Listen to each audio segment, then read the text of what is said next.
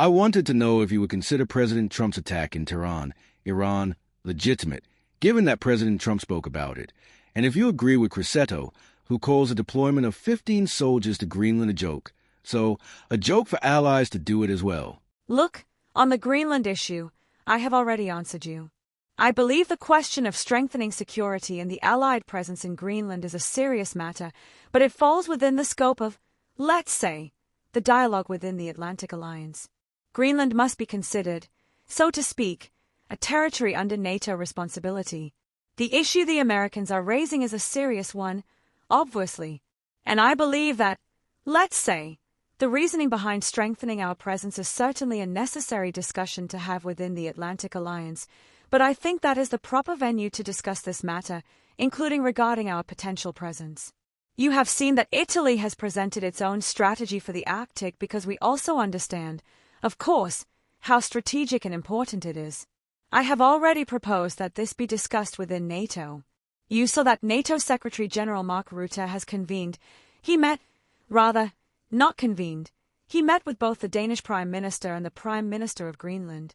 So, I believe he organized the meeting, and I think that is, well, the reasoning that needs to be applied. As for Iran, look, I think we need to work towards de-escalation, and that is what Italy continues to do. I spoke about this, by the way, with the Sultan of Oman, who, as you know, has played a very important role with us in negotiations.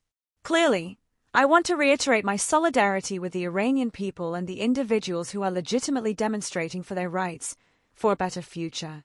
I do not believe that, let's say, demonstrating for one's rights should be paid for with one's life.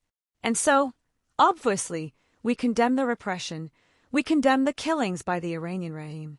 We ask Iran to guarantee the safety of citizens who wish to demonstrate, but we are working towards de-escalation and trying to return to negotiations that can resolve, above all, the issues regarding the nuclear dossier. Now, regarding that earlier point about NATO, so you were explaining to us that substantially Italy would be available, potentially, to send soldiers only within the framework of a strengthening of a NATO mission, or in any case a NATO mission to protect. Well, do I understand this correctly? Yes, but I think that what the other European countries are doing should also be read in this context. I mean, in the sense that I wouldn't make the mistake, frankly, Tommaso, of, let's say, reading it as a desire, how can I put it, to be divisive. NATO has already written in its own documents that today the Arctic is strategic, so it is already responding to a political demand regarding a problem that exists. So, the Allies are reasoning within this context, and I believe that, let's say, the debate should be held within NATO, also to try, let's say, not to move in random order, you know? That is, to give meaning to what is being done. So, I repeat, I wouldn't read it as, I don't know how to explain it, divisive in the relationship with our American allies. I would read it as a response to a concern that the Americans have about the ability of the European Union countries to assume their own responsibilities. Linking back to what you were saying, there is a treaty between Denmark and the United States from 1951 that authorizes the United States to place more than one base, so even on a level agreed upon with the Danish government. And even within a NATO framework, there would be no problem in doubling or tripling them. So why does Trump continue to threaten, though? We know the American president's, let's say, assertive methods. Having said that, I've told you what I think. I believe this is a way to signal with greater force a problem that exists because, beyond what the treaties foresee, let's be honest, in recent years, there has perhaps been an underestimation, of the strategic nature of an area that, with the melting of the ice, is becoming particularly important, right? So I believe the topic serves to signal that it is necessary to, as the jargon goes, step up, right? It is necessary to elevate, raise, and strengthen one's commitment and attention a bit. But I have always told you, and I am convinced of this, that I consider a ground intervention, let's say, a military one, on the Greenland issue to be very unlikely. I believe the issue is political, and I believe it will be resolved politically. And it will be resolved clearly, in my opinion, also with a greater commitment from all allies in an area that is strategic for everyone. It isn't just for the United States, it is also for us, and it is also for Europe. Perhaps I don't want to say more, but well, almost at the same level, and therefore, one acts, one talks, and issues are resolved.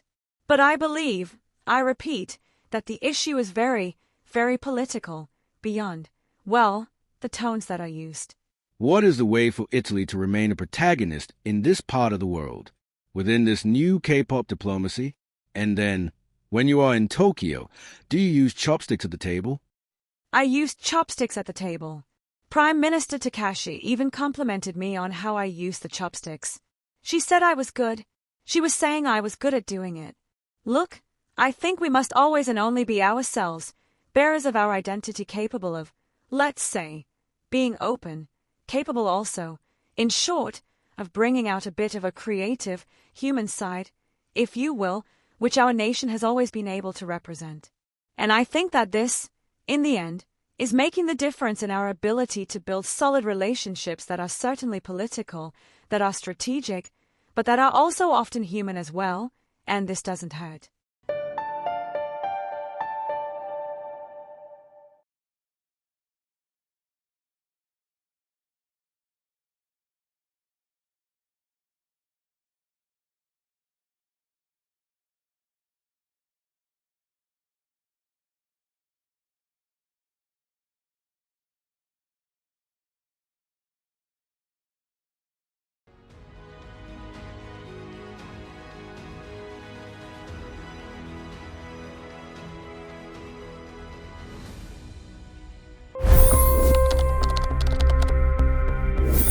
$25 crore गरीब गरीबी को परास्त करके बाहर निकले।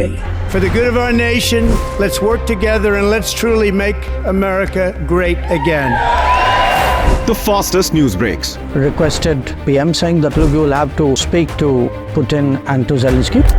The biggest news makers. The relationship with India is probably the most important bilateral relationship the U.S. will have for the rest of this century.